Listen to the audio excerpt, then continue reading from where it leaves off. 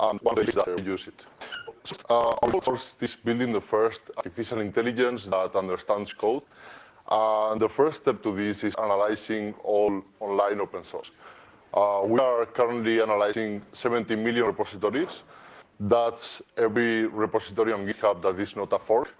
And we are now creating a new pipeline to analyze more than 60 million repositories. So that includes all GitHub forks, but also Git repositories hosted everywhere else. So this is a task that requires a very intensive use of Git. So our first problem was choosing a Git implementation. The usual choices are the Git command line interface, or libgit2, which is a C library that has bindings for many languages, and JGit, which is also a very nice library in Java by Google. But the language of choice at source is Go, so none of these, as they are, fit our stack nicely. So when we started, our options in Go were Git2Go, which are the official bindings for libgit2, which are really complete. But they require cgo, which is not that nice for us. It's not possible for us to extend it in the way we needed from Go. So that was kind of discarded. There's also some nice command line interface wrappers. They work really fast because, well, they just execute Git.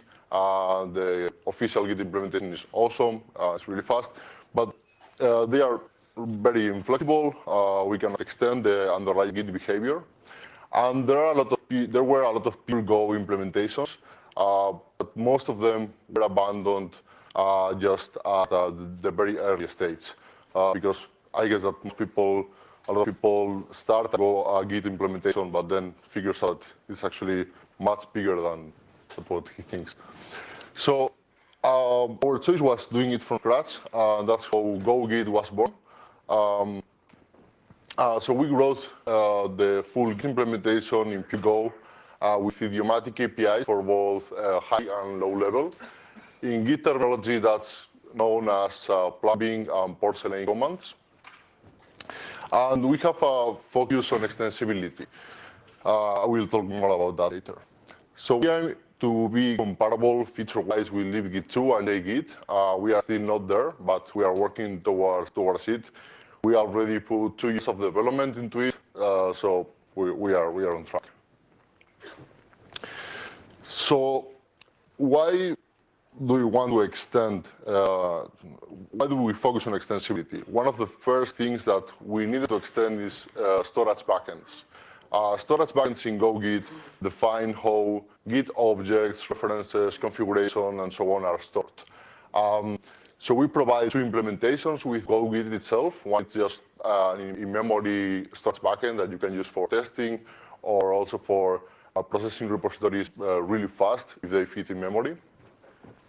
And then a virtual file system implementation that uses a virtual file system abstraction that is open source. You can check it, this GoBilly.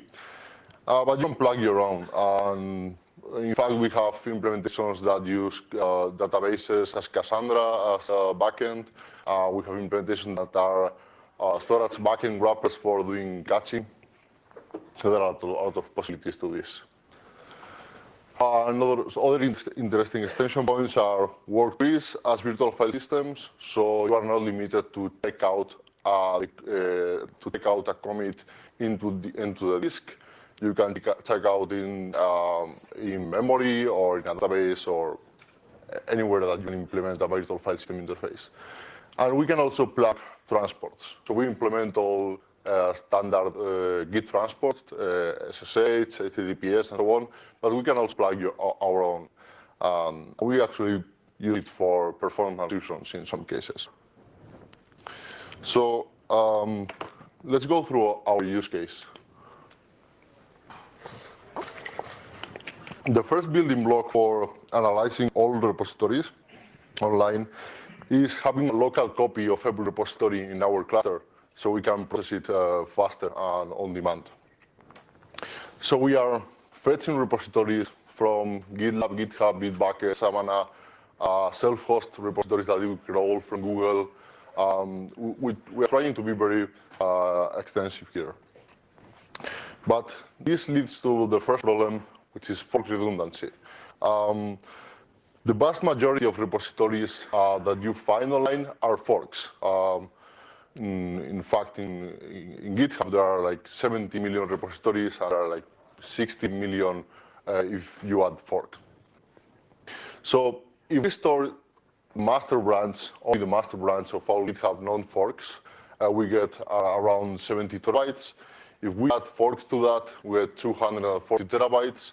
That's only the master branch, so this is a lower bound. But most of that data is just redundant. Most forks are just a copy of the original repository plus a couple of commits. So if blue represents forks, we don't really want to store all of those copies that are 90% redundant data. They just take too much space in our cluster for nothing. So we solve it by looking at forks just as a namespace set of references of the original repository. So for us, we can see the fork as it's just the same as the original repository, but it just has some branches that are pointing to somewhere, to a different part of the history. So we store all the forks of the same repository together in the same local repository in our storage. So they share all objects. If a commit or a file is present in multiple forks of the same repository, that commit, that file is not stored twice. We prefix each reference or branch with an ID of the repository that it was fetched from, so we can still distinguish between them. So let's see an example. Let's say that this is the history of the GoGit repository. The real one is actually longer, but we have 3 commits here, and we have a couple of forks, and they just share most of their history with the original repository, and they just add a commit, probably for doing a pull request. So if we store them together, it just looks like this: a single repository, 3 branches, and we prefix each branch with the original repository so we can still distinguish. But there's still a problem. So how do we say that the repository that we fetch is a fork from another?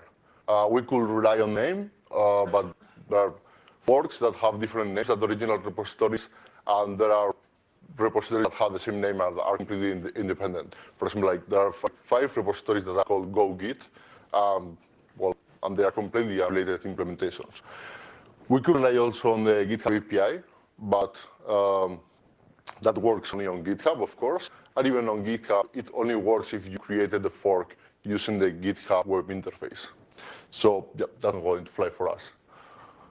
What we do is we take advantage of the fact that a fork starts at the same set of initial commits as the original repository. So it might have longer or shorter history, it might have more branches, but if you go to the first commit that was done to the repository, the hash of that commit is actually the same for all forks. So in our local storage, we don't store a repository per remote name of the repository, but we create a repository for each hash of initial commit that we saw. And then we fetch a repository, we push each branch to a local repository that corresponds to the hash of its initial commit. So this works nicely across all Git providers because just relies on Git and not in any heuristic or any external API. So this is actually how our local storage looks like. We don't store forks. We just store their incremental parts, and we merge together. See if these reds are forks from the same repository. We just store one of them containing the information of all of them. So then we reduce the required storage to minimum, but still have access to all information. The next problem for building this mirror and using it for analyzing is where do we store it? So we need a storage that is oriented to batch repository analysis. So when we open our repository, we open it for analyzing the whole history. In our use cases, it's unlikely that we want to open a repository to get just a commit. So we use distributed file system for this. We have used HDFS and Google Cloud Storage. The good thing about these file systems is that they have really high throughput. They have the counterpart that they have high latency. And Git repository is composed of many files. If you look into the .git directory of your repository, you will see one or more pack files, you will see index files, reference files, you will see a config file. So if we want to analyze a repository, we need all of that. But in some cases, the time that we spend, the latency of accessing all of these files adds up. At some point, for some repositories, we spend more time just waiting for input-output operations to start rather than the actual data transfer. And this gets worse every time we update the repositories, because every time we pull, we get more files. So this is performance hell that just gets worse over time. So how do we solve it with GoGit? We create an efficient archiving format, efficient for this use case. It's called Siba, and we archive each repository as a single file. We have a custom storage backend baked into GoGit that operates on archived repositories transparently without extracting them, and performs updates to them in the most efficient way for both Siba and HDFS Google Cloud Storage. So we baked all the implementation details of this into this storage backend, and now we can just use GoGit transparently with this kind of repository. You can read more details, implementation details about this in our blog. All the details about how this format is designed and so are there, and it's also open source, so you can use it for other stuff. So, what I told you up to now is one of our main use cases. I would like to highlight a couple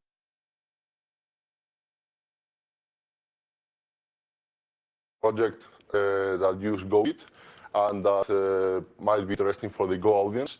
One is GitUL, which is a SQL interface to Git. And you can just use it you can write on like any Git repository, and you can write SQL queries against the repository.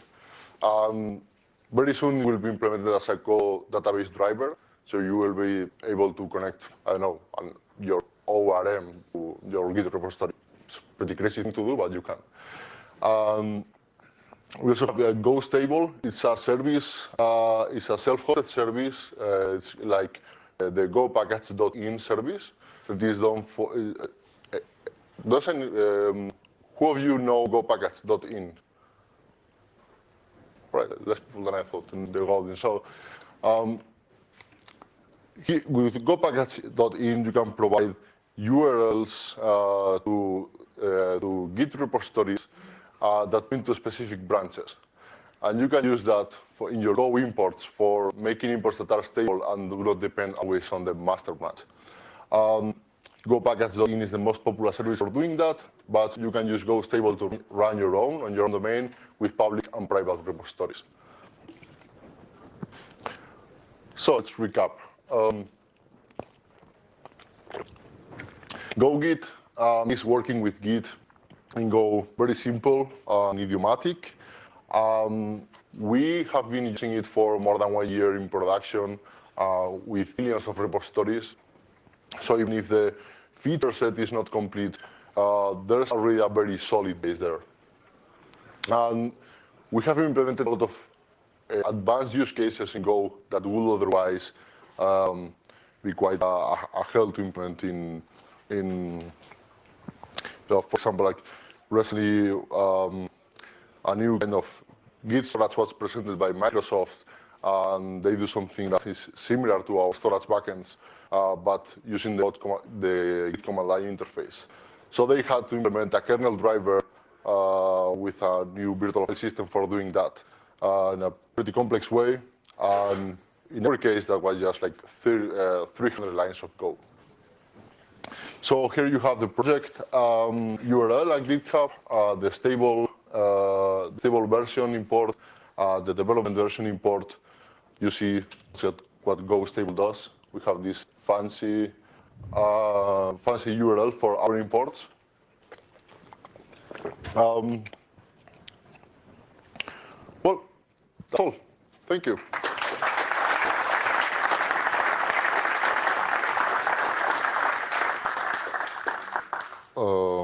I think we have quite a lot of time for questions. Yeah, it was like lightning talk. So, hi. How big is the project currently? Maybe in number of lines of code or something, and how much will it grow in the future to get to the same capabilities as libgit or jgit? Yeah. So size, I will have to check out.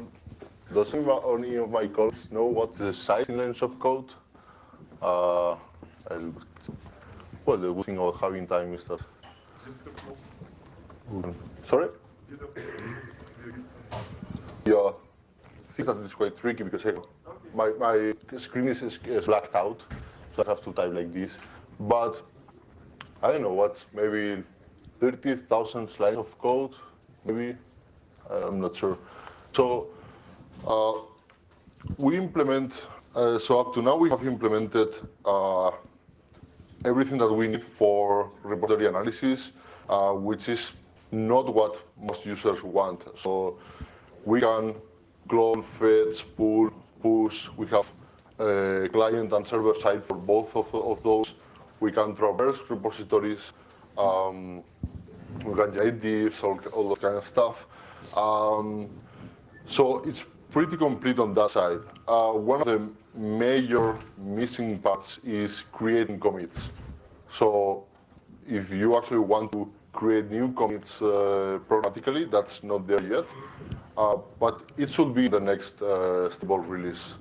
When we will be on par with jgit or libgit 2, so maybe fully on par, it will be probably years.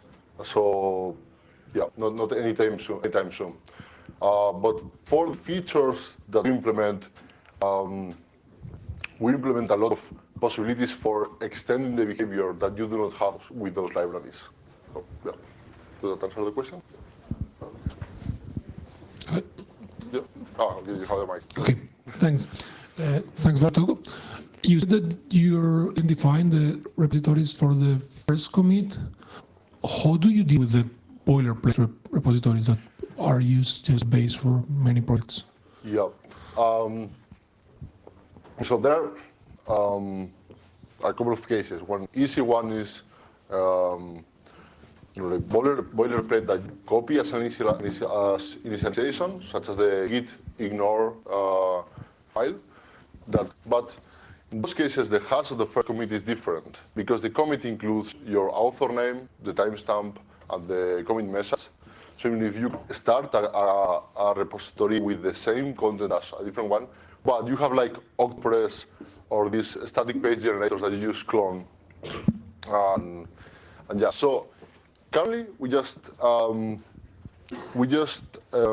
store all of them as forks, which actually is also what GitHub does internally, and we don't differentiate among them. We see all the web pages, completely independent web pages done by different people, as forks of the same project. We analyze all of them, but we interpret them as forks. So we didn't get into the problem of solving this, but we might try some stuff in the future, such as trying to detect a point in time where the code base diverted a lot between them. I guess it will be definitely possible to do that. The only thing is that that's very computationally expensive. So In our case, for example, but only because of our use case, we are focusing on code, and we don't care that much, for example, about the usual example of static generated pages. Actually, they are quite bad for us because we are trying to understand how people codes, and those contain a lot of auto-generated code. We don't want to interpret your auto-generated code as if it was written by you, because you are not writing the code. But yeah, I guess we will have to do something in the future. So I have a question regarding your fork detection algorithm. Do you support detecting Git graft, when you graft two repositories in one? Yeah, it's really tricky. Because, so I saw a simple example where there was only one initial commit. But if you take the official Git repository, the Git repository, it has 7 initial commits, or 7 root commits. In our case, in our application, we make the distinction of root commit, which are all roots have no parent. And we made this arbitrary definition of the initial commit, which is root commit. So for our reference, is the root commit that you reach by going through the history only following the first parent. So when there is a merge, we only follow the first parent, and we always reach the same initial commit. So Git has 7 root commits, but only one of them is initial commit. It's actually the proper first Git commit, and the others were like tools and things that were merged into that over time. And we store all of that in the initial commit. If you have a fork that, in the case that you merge 2 different repositories, you still have some forks that might have a different initial commit, even if they share part of the history. They will be stored independently in our storage. And we are now trying to figure out, so now currently that duplicates that information in some edge cases. Now we are trying to figure out if we use Git alternates to even share information in those cases. That's still a work in progress. Thank you. So my question is regarding the extensibility of it. So you mentioned that it's easy to write new storage backends. Yep. But Go only supports static linking, right? So you have to kind of fork the project and create it and make a kind of compiling plugin or something like that, or? I mean, Go-Git is a library. It's not meant for writing a command line client. I mean, you could write a command line client with Go-Git, which in fact we are kind of doing, but just as an example. So if you do your own storage backend, you will be using an application, and in that application you will be importing Go-Git, you will be importing your storage backend, and you will be passing it Go-Git. So yeah, how does static linking affect that? Yeah. Yep. I mean, that's the intended use case. It will be much like tricky if you want to do the Git command line where you can plug a storage backend as a plugin on runtime, right, or something like that. We don't try to do that at the moment. That will be a good contribution. Yeah, cool. Any other question? All right. So thank you.